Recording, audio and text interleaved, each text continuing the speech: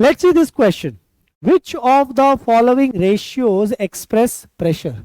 कौन सा ratio pressure को एक्सप्रेस कर रहा है?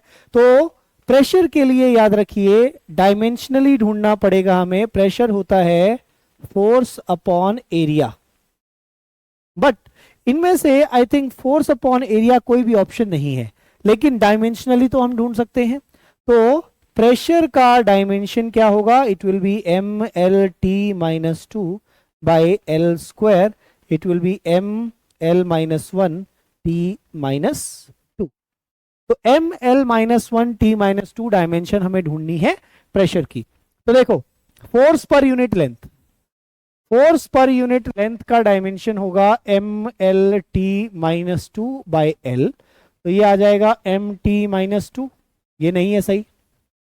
फिर energy per unit volume, energy हो गया M L square T minus two by volume हो जाएगा L cube.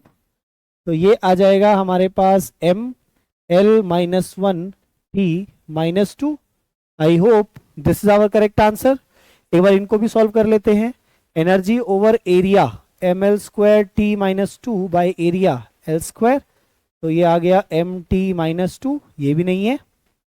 Similarly force upon volume M L T minus two by volume. तो it will be M L minus one T minus two. Clear है point?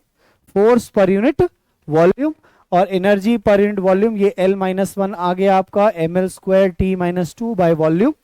Force upon volume M L T minus to